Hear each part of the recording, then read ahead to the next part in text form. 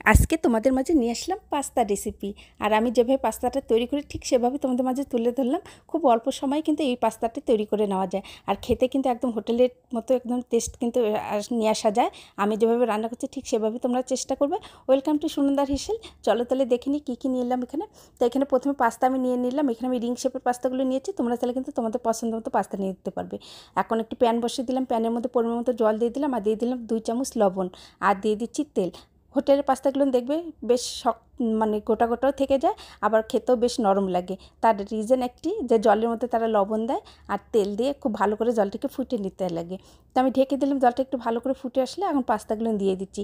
পাস্তাগুলো দেওয়ার পরে একটু নেড়ে চেড়ে নিতে হবে। নেড়ে চেড়ে নেওয়ার সময় দেখবো যে একটু সাদা জল বেরিয়ে আসবে। এই সাদা জলটা খুব ভালোভাবে ফুটে নিতে হবে। তা আমি ঢেকে দিয়েছিলাম, ঢেকে দিয়ে আমি 10 মিনিট পরে যে ঢাকনাটা উঠিয়ে নিলাম।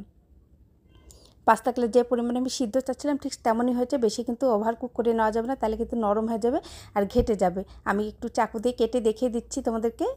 আর এই পাস্তাটা কিন্তু আমি জলেও ধুবো না কিন্তু। তো এখন ঢেলে নিয়ে আসলাম, জল ভালো করে ঝরিয়ে নিয়ে এসে তারপর সামান্য একটু রান্নার তেল, মানে ওই 1 চামচ রান্নার রেগুলার তেল দিলাম, দিয়ে এখন ভালো করে মেখে নিচ্ছি। এই কাজটা কিন্তু তোমরা অবশ্যই করে নিবে, তাহলে দেখবে যে পাস্তা কিন্তু আর লেগে ধরবে না, এরকম সম্পূর্ণ আলাদা আলাদা থেকে যাবে পাস্তাগুলো। তাই আমি এখানে একটি প্যান বসিয়ে দিলাম, প্যানের মধ্যে এখন আবার বাটার দিয়ে দিচ্ছি। হোয়াইট সস যেহেতু করতে হবে সেটা এখন তৈরি করে নেব। তো এখানে আমি 200 গ্রামের মতো বাটা নিয়েছি, বাটাটা ভালো করে মেল্ট করে নিতে হবে। এরপর দিয়ে দিচ্ছি বড় চামচ দিয়ে 2 চামচ ময়দা। অবশ্যই কিন্তু ময়দা দিতে হবে, আটা দিয়ে কিন্তু এটা হবে না। এটা ভালো করে ময়দাটাকে ভেজে নিতে হবে, আর এই সময় চুলোর জাল কিন্তু একদমই লো রেখে দিতে হবে। এভাবে নেড়ে নিতে নিতে দেখবে যে পরবর্তীতে ক্রিমের মতো একদম চলে আসবে।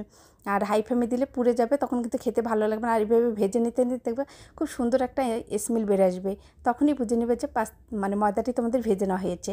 এখন আমি এখানে ফুটে রাখা ঠান্ডা দুধ ছেটে দিচ্ছি, অল্প অল্প করে দুধ দিচ্ছি আর নেড়ে নিচ্ছি। একবারে দুধ দিতে যাবে না, তাহলে কিন্তু দলা পেকে যাবে, আর দলা পেকে গেলে কিন্তু খেতেও ভালো লাগবে না। আমি অল্প অল্প করে দুধ দিচ্ছি আর নেড়ে নিচ্ছি।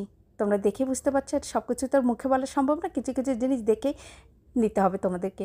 এখন অল্প অল্প করে দুধ দিচ্ছি আর বারবার করে নিয়ে নিচ্ছি। আর এই সময় চুলো জল একদমই লো রেখে দিচ্ছি, আমি 80 পয়েন্টে দিয়ে রেখে দিয়েছি। দিয়ে এখন ভালো করে নেড়ে নিচ্ছি, ময়দাটা একদম গলে গিয়েছে। এখন দিয়ে দিচ্ছি চিজটা দিয়ে এখন ভালো করে নেড়ে ছেড়ে নিব।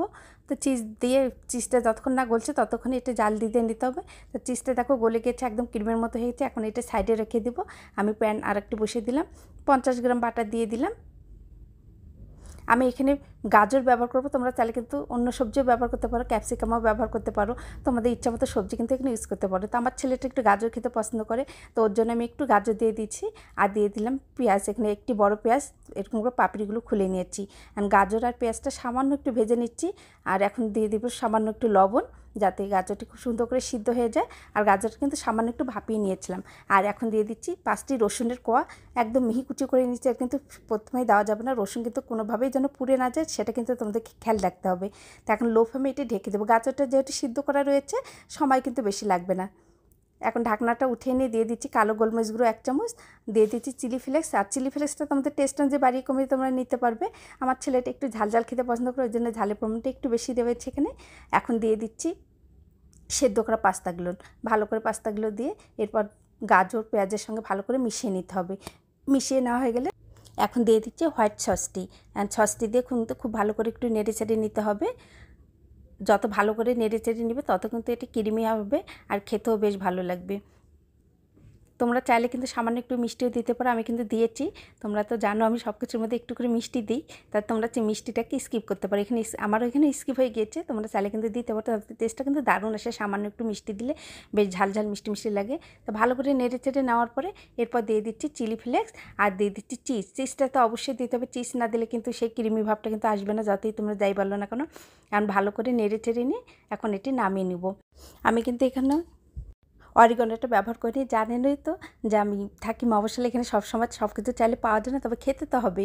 এই জন্য ঘরে থাকা যা কিছু উপকরণ ছিল তাই দিয়ে চেষ্টা করলাম ছেলেকে তৈরি করে দেওয়ার জন্য হোয়াইট সসের পাস্তা। যদি ভালো লাগে তো প্লিজ